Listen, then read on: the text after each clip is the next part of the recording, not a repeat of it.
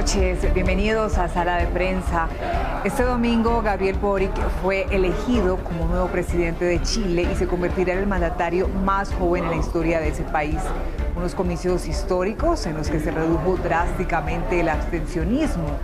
Y por eso queremos comenzar, antes de entrar en materia con el tema, que veamos en el siguiente informe cómo recibieron hoy los chilenos y los mercados la victoria de Boric.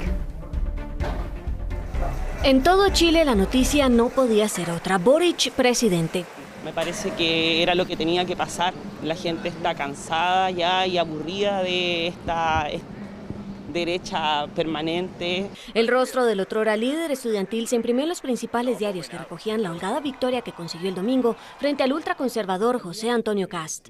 Y creo que a pesar de su corta edad, aparentemente tiene las competencias para liderar un cambio de la política antigua de este país. Un triunfo que logró con más de 10 puntos de diferencia en el escrutinio de votos. Batalla en la que Boric convenció en las urnas a los moderados, los indecisos y los que no lo contemplaron como opción en la primera vuelta presidencial. No era mi candidato, pero sí voté por él, porque en definitiva el otro candidato no era... moralmente no podía votar por él. Pero además de la victoria de Boric en la jornada, no solo hubo más votantes que en el primer round, también se marcó un hito importante para el país. Se redujo el abstencionismo con la participación del 55% de la población electoral, el mayor porcentaje desde que se instauró el sufragio voluntario en 2012. En marzo del próximo año, Gabriel Boric ya tendrá 36 años y será el más joven en la historia de su nación en asumir las riendas del país austral, uno polarizado en las urnas y en el Congreso, donde hay casi partes iguales entre la izquierda y la derecha. Espero que logre estabilizar la sociedad, ya que los tiempos que se vienen son difíciles tanto económicamente como socialmente. En medio de un bajón en la Bolsa de Santiago y el incremento del precio del dólar hoy tras la victoria de Boric, el futuro presidente ya se reúne en el Palacio de la Moneda en un encuentro de empalme con Sebastián Piñera. Pero, ¿qué cambió Boric en esta segunda vuelta para seducir al electorado y qué se espera de su periodo presidencial? Vamos a tratar de resolver estas y otras dudas con Germán Campos, doctor en Ciencia Política y licenciado en Historia, quien nos acompaña desde Santiago. Germán, bienvenido a Sala de Prensa, ¿cómo está? Hola, Daniela, ¿cómo estás? Bien, gracias por esta nueva invitación. Bueno, quiero comenzar con su análisis. ¿Qué significa este triunfo de Boric y por qué Chile vuelve a girar hacia la izquierda en este momento? Bueno, la votación que ahora, con todos los resultados que nos has dado como ganador a Boric, refleja de cierta forma ese sentimiento de inconformidad de buena parte del sector de la población chilena que se vio reflejado en un 55% de esta votación, donde efectivamente logra capturar buena parte de ese malestar social que se estaba gestando desde el estallido social. Entonces encontramos a un Boric que logra capitalizar buena parte de ese apoyo con esas demandas sociales, pero que también después de la primera vuelta hacia la segunda logra moderarse bastante. Es decir, logra cautivar a este sector indeciso, a este sector que veía con desconfianza ciertas propuestas de ambos candidatos y que Boric más bien lo que hace en este momento es decir, oye, es el momento de consensos, buscamos la paz, buscamos de cierta forma agotar este sentimiento o esta sensación de polaridad que se está gestando en la población chilena y bueno, logra capitalizar esos apoyos. Ahora bien, hay otro elemento también importante y es que se suman en esta segunda vuelta apoyos muy importantes de los partidos tradicionales como la DC, la Democracia Cristiana, que hacía parte de estos pactos y que era uno de los partidos tradicionales, y también se le suma el apoyo de expresidentes como de la talla de Ricardo Lagos y de la expresidenta Michelle Bachelet. Entonces, todo este cúmulo de apoyos que se generan previo a la segunda vuelta, sumado a la moderación del discurso que se genera, logra cautivar a buena parte del electorado indeciso quizá, y que en contraposición José Antonio Kast no logra seducir. Pero entrando un poco en detalle en busca de esa transformación social que reclama Chile, ¿cómo moderó su discurso Boric en esa segunda vuelta? ¿En qué temas se enfocó? Bueno, puntualmente se enfocó en los temas más débiles que tenía. Dos de ellos tienen que ver con la disminución o cómo enfrentar la violencia urbana, los altos crímenes de violencia que se están gestando, y por otro lado, dar una sensación de que está rodeado políticamente y económicamente de muy buenos asesores. Le estaba pasando un poco la cuenta, por así decirlo, el hecho de que es, como ustedes ya han mencionado anteriormente, un candidato, un presidente joven ya electo, ¿cierto? Y que esto le pasaba un poco la cuenta, que el mismo hecho de que él reconoció hace un año atrás que no estaba preparado para ser presidente y que después sale a flote diciendo, mira, yo creo que sí soy la mejor opción para gobernar un país. Entonces son elementos que empieza a capitalizar. Entonces se rodea de un buen grupo de economistas y asesores políticos, y dos, logra de cierta forma decir, mira, tanta preocupación en el ámbito de la violencia, los altos crímenes, de los altos índices de criminalidad, bueno, yo pienso afrontarlos con firmeza. Yo pienso castigar a aquellos que en las manifestaciones sociales se generaron brotes y que fueron denunciados, capturados. Bueno, antes tenía una visión de no, hay que hacerles un debido proceso y liberarlos. Ahora no. Pensamos en un debido proceso, sí, pero si se encuentran culpables, hay que castigarlos. Esto de cierta forma era lo que José Antonio Kast estaba siendo reincidente en su propuesta, sumado a otras, ¿no? Por ejemplo, lo del conflicto mapuche, que Boric se mostró también muy cercano al diálogo, pero también en que si llegase a quedar como presidente, iba a tomar todo el poder del Estado para llegar hasta cierto punto también a ejercer orden y ley, ¿no? Entonces se acercó mucho de cierta forma a las propuestas de Kast, ¿cierto? E incluso se le culpa de que dio muchos cambios en esta segunda vuelta y uno no sabe qué esperarse, ¿no? Entonces, los sectores más conservadores aún siguen desconfiando, siguen diciendo, utilizaste todo esto, lo más cercano a Kast, para atraer a la población. Bueno, vamos a ver ahora cuáles van a ser los resultados. Pero eso en sí son como los elementos que llevaron a Boric, uno, a moderarse y a cautivar buena parte del electorado. Y esto también influyó en el voto en blanco, que fue muy bajo. Entonces uno dice, logró convencer a gran parte de indecisos, ¿no? Bueno, buena parte de esos indecisos, tienen razón Daniela, pero también a aquellos que inicialmente habían votado por otros candidatos.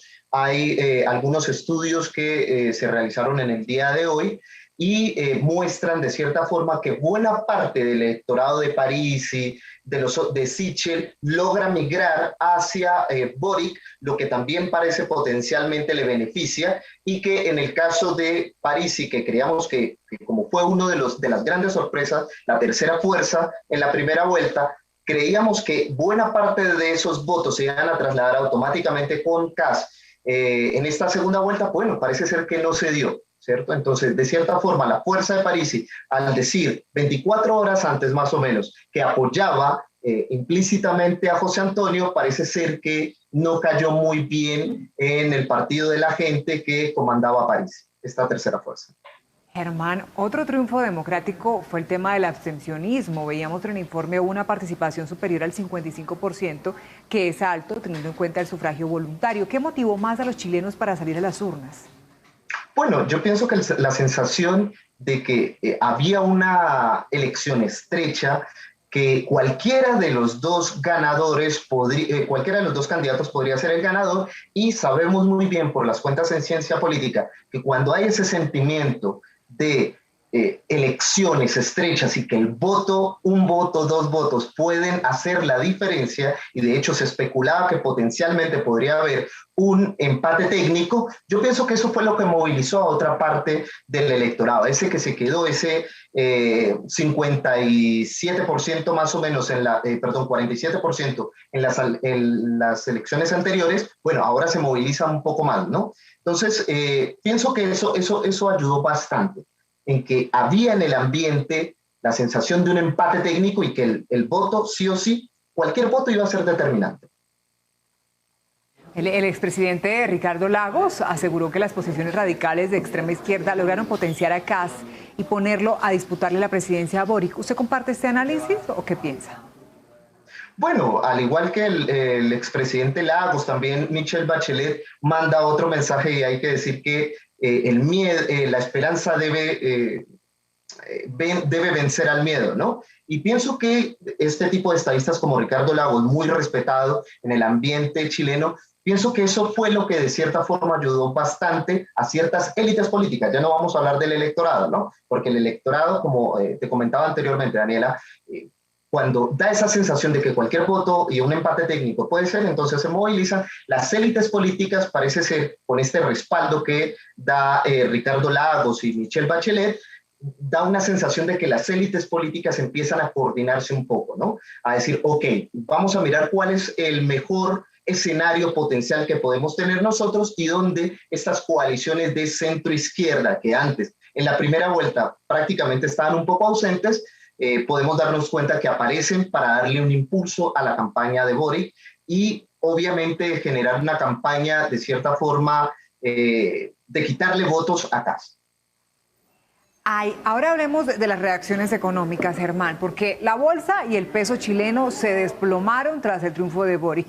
Entonces también uno se pregunta qué deberá hacer el presidente electo para mejorar la confianza de esos inversionistas, del mercado. ¿Cuál será su ruta? Ya. Bueno, sin dármelas de economista, soy cientista político e historiador, pero sí algo que hay en el ambiente puntualmente es, claro, hay que dar señales de que el gobierno de Boric es lo suficientemente responsable para llevar un gobierno que aliente las expectativas económicas de las inversiones. Chile ha puesto en el renglón de la economía como uno de sus estandartes y no es menor que este tipo de reacciones como el alza del dólar y la disminución en la bolsa de valores hayan ya generado de cierta forma estas primeras alarmas.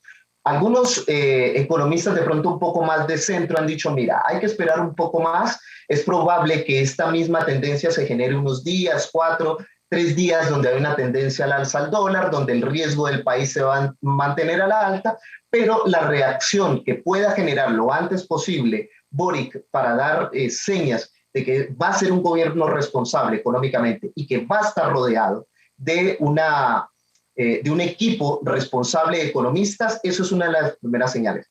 Eso a primera hora era lo que la mayoría de nosotros esperábamos, que Boric durante esta semana se reportara al respecto. Pero, Daniela, para ser de pronto un poco enfático en esto, Boric decide tomarse más días para tomar de cierta forma la espera, similar a la que hizo Piñera hace 4 años atrás, esperó un tiempo prudencial, menos de un mes más o menos, para decir quiénes iban en su gabinete. A mí me parece que esta apuesta es un poco arriesgada por parte de Gabriel Boric, sobre todo en este ambiente de incertidumbre, ¿no? Entonces, si hubiese dado esas señales, es probable que muchos de los inversores dijeran, ok, creo que la confianza que nosotros tenemos en el país para seguir invirtiendo en el país va a estar en buenas manos, ok, vamos a dar un paso adelante y vamos a confiar en ese gobierno, pero Boric creo que se tomó unos días de más. Él dice que toma esto como referencia a lo que hizo el presidente Piñera, pero sabemos muy bien de qué corriente política es el presidente Piñera y buena parte tanto de los inversionistas tenían claro para dónde iba a ser el rumbo del país. Ahora, en este momento está la expectativa, está la incertidumbre, no sabemos cuáles van a ser los pasos concretos a seguir y estratégicos de Boric, lo que de cierta forma me parece un poco arriesgado esperar tanto. Bueno, ahora hay otro detalle que llama sin duda la atención de Boric y es su juventud. 35 años, se va a posicionar con 36. ¿Cómo podrá jugarle su juventud en el manejo de las fuerzas políticas?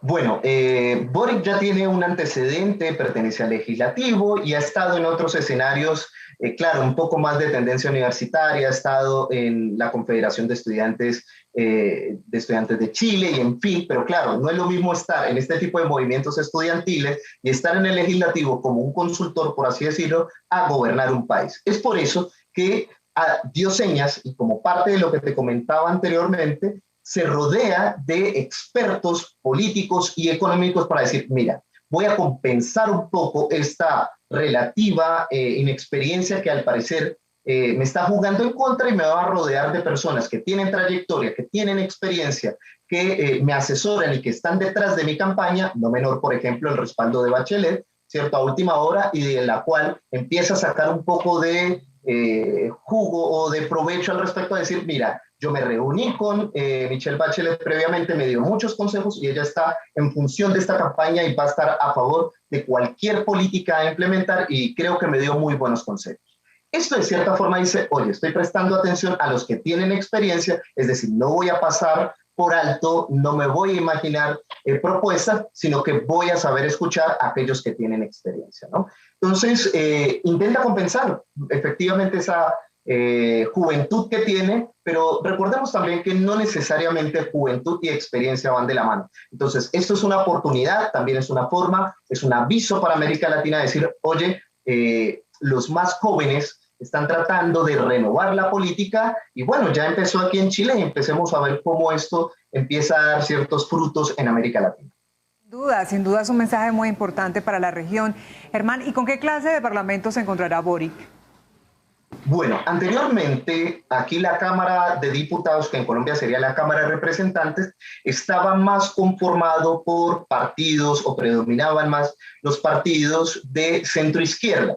Y el Senado, la Cámara Alta, sí predominaba más la derecha ideológica. Ahora, con las nuevas elecciones que coincidieron con la primera vuelta, este equilibrio de fuerzas logra también mantenerse en el Senado, pero también da una sorpresa y equilibra la Cámara Baja o la Cámara de Diputados. ¿Esto qué nos quiere decir? Bueno, que pese al aparente ambiente de las grandes transformaciones que Boric ha decidido emprender y que ha cautivado parte de su electorado, le dice también, oye, tienes que ser cauto, tienes que empezar a negociar. Si quieres buena parte de estos cambios, recuerda que hay que hacer consensos. Y hay que hablar con la derecha, hay que negociar con la derecha, y bueno, va a tener que ser mucho más mesurado en los proyectos que decide emprender. Por ejemplo, el Partido Comunista en su gobierno. Disculpa, Daniela. El Partido Comunista, ¿qué tanto peso tendría? Bueno, el Partido Comunista, de hecho, una de sus aliadas es Cariola, que pertenece al Partido Comunista y es muy cercana, ¿cierto? Pero recordemos también que Boric ha dado señales de decir, ok, el Partido Comunista es un gran aliado, pero el presidente voy a ser yo. Al decir eso, intenta desmarcarse de la influencia que aparentemente, y es lo que muchos temen, que el Partido Comunista se adueñe del Estado y se generen estas grandes transformaciones.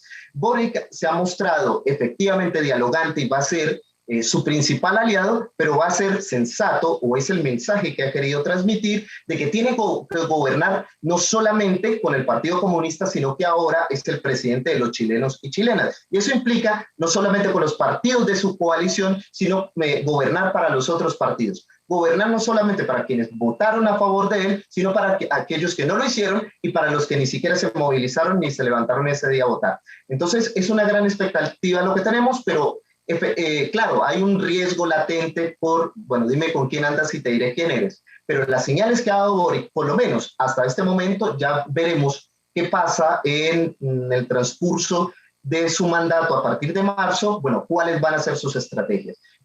Es muy temprano para decir, ok, mira, acá hay una influencia o estas medidas son más de tinte del Partido Comunista como para decir ahora, ok, esto es. ¿No? Entonces, eso va a estar en desarrollo y creo que todos y todas vamos a estar a la expectativa de ello. Pues, Germán, podríamos decir, y ya lo hemos hablado, ¿no? Hay mucha expectativa en una lista extensa. Es un país que está reclamando un cambio de rumbo desde ese estallido social del 2019, pero si le preguntara por esos principales desafíos del plan de gobierno que tendrá Boric, ¿qué soluciones son las que están esperando los chilenos? Bueno, yo pienso que los chilenos están esperando este gran cambio que hay en las AFP, en las pensiones, que es lo que más se ha resaltado en este último tiempo, y que adolece buena parte de los ciudadanos chilenos. Entonces esperan, de cierta forma, el fin de las AFP, aquellas que controlaban los fondos de pensiones, y que los chilenos puedan tener, de cierta forma, mejores garantías y que puedan desarrollarse en una AFP, para algunos estatal, otros que sea mixta, pero que se acabe este monopolio de las grandes empresas que administraban los fondos de pensiones, y que muchos chilenos veían con insatisfacción que sus pensiones eran ínfimas, y esto de cierta forma caló en el discurso de Boric. Entonces eso por un lado, ¿cierto? Dos, que se generen estas reformas en salud, educación, que buena parte del electorado también espera que se haga. Entonces, el desafío es no menor. Yo pienso que todo esto, para que todo esto se haga, la primera batalla que va a tener Boric es una reforma tributaria. Ese quizá es el primer gran desafío de Boric. Y tiene que ser de ahí una de sus primeras batallas, porque de ello depende las políticas que se vayan a implementar, como las que acabo de mencionar. Si va a generar políticas donde haya una educación gratuita y de calidad, bueno, tienen que empezar a saber de dónde va a sacar esos fondos. Si quiere implementar una reforma al sistema de salud, bueno, también tiene que mirar de dónde va a sacar ese dinero, y todo eso depende mucho de la reforma tributaria que se haga. Yo pienso que allí va a estar el primer gran desafío de Boric, y de ahí, si logra salir victorioso, pienso que va a ser mucho más fácil el resto de políticas públicas que pretende implementar. Ya que tocas este tema tributario, Germán, me queda también la duda. Habíamos hablado hace un instante sobre ese cambio de discurso en la segunda vuelta, pero entonces también uno se queda pensando hasta qué punto moderar su discurso, rodearse tal vez de economistas más moderados, le podría traer problemas con sectores que piden cambios más radicales frente a temas como el tributario o de pensiones. Bueno, inicialmente pienso que esto tiene que ser una política responsable, ¿no? Claro, él empezó a jugar con un discurso un poco extremo, y lo mismo José Antonio Caz en su momento, y empiezan a moderar posturas, pero también tiene que ser consciente de que tiene que gobernar para ambos lados. Entonces, si bien yo pienso que van a haber ajustes importantes, o que alguna de esas reformas que pretende implementar Boric se van a realizar, yo pienso que van a haber otras que les va a costar mucho, precisamente por ello, porque va a ser una gran discusión, o va a tener que negociar muchísimo con esa otra derecha que está reacia, desconfiada, y que, bueno, no ve con tan buenos ojos tantos cambios en un periodo de tiempo tan corto, ¿no? Entonces, todo este núcleo de grandes transformaciones, uno podría decir, oye, parece que pinta bien, pero esto parece un proyecto político hacia 10 y hasta 15, 20 años, que uno podría esperar estas grandes transformaciones y tener mejores resultados. Entonces, hay que negociar. La reforma tributaria sí o sí va a tener que ser su primer desafío, y tiene que sí o sí negociar con buena parte del sector, no solamente de los partidos políticos, sino también del empresariado. Yo pienso que en eso tiene que ser muy inteligente su equipo asesor, ¿no? Decir, mira, Gabriel, es por esto que de cierta forma ven que tú no estás preparado, y pensamos que una forma, una alternativa para devolverle al país la confianza de las inversiones podría ser esta. Pero insisto, pienso que es muy prematuro hasta que no salga a flote cuál va a ser su equipo, y uno ya pueda dilucidar ciertas variables y decir, ok, el gobierno de Gabriel va a estar más hacia tal sector, va a ser más pro hacia tal iniciativa. Hasta que Gabriel Boric no presente de cierta forma buena parte de su staff ministerial, va a ser muy difícil poder predecir ciertos movimientos. Ahora, hay otro punto que no hemos tocado, Germán, y es también el momento en el que llega, ¿no? La nueva constituyente. Bueno, la constituyente, a ver, hay diferentes discursos o más bien análisis que se pueden hacer. Algunos consideran que esto está relacionado, que va en sintonía a la constituyente, ya que Boric pertenece a una nueva imagen, a estos políticos de tendencia independiente, y que en el caso de la nueva constituyente, buena parte de ellos también emergen de los partidos o movimientos independientes fuera de las coaliciones tradicionales. Entonces, para algunos dicen, ok, mira, esto va en consonancia, y la mayoría lo que quiere son estos grandes cambios. Hay otros analistas, no soy constitucionalista, pero dicen, mira, tal vez la dinámica que se está generando aquí, claro, tiene mucho que ver con este ambiente de polarización. Pero como están votando actualmente muchos de los constituyentes, pareciera que hay un ánimo de diálogo que pueda generar o emprender nuevas medidas, y que tanto los espectros de derecha como izquierda están siendo mucho más dialogantes. Hasta hace un tiempo atrás se criticaba mucho de que iba muy lento el proceso constituyente, que se estaban demorando mucho, pero ya ha dado señas de que va en un buen camino, y pienso que en la medida que el gobierno se mantenga de cierta forma autónomo a esta constituyente, y que más bien facilite los espacios contribuya a que este tipo de espacios se sigan dando y que no se entrometa tanto, y lo mismo sería para el caso, si hubiese sido el escenario hipotético para CAS. Yo pienso que la constituyente puede llegar a fluir de una forma positiva y puede generarse una nueva Carta Magna mucho más transversal y que pueda recoger las grandes demandas de los chilenos. Ahora, el temor obviamente va a ser, bueno, ¿y qué va a hacer en este momento? Yo pienso que, sin necesidad de esa pregunta, CAS va a ser un elemento importante de cara a la publicidad que se haga del plebiscito de salida. Como ya sabemos, va a haber un plebiscito de salida donde todos los chilenos y chilenas tienen que votar si aprueban o no. Yo pienso que CAS va a ser un elemento importante allí y va a ser uno de los elementos claves que obviamente va a ir por la campaña del no a la nueva Constitución. Pues Germán, gran expectativa. Ya veremos entonces cómo avanza poco a poco estos cambios, de qué manera se implementa esa gran expectativa que tenían todos sus electores, que tienen pues en Boric. Y como siempre ha sido un placer contar contigo. Germán Campos, doctor en Ciencia Política y licenciado en Historia, nos acompaña de Santiago, pero hay que aclarar también y recordar que es colombiano y que nos alegra mucho de alguna manera hacer este contacto, Germán. Vale, Daniela, muchas gracias por la invitación y a todos los televidentes. Bueno, un abrazo, feliz noche. Así terminamos, ya viene Signo Pesos. Como siempre es un placer, gracias a ustedes por conectarse con nosotros, que tengan buena noche.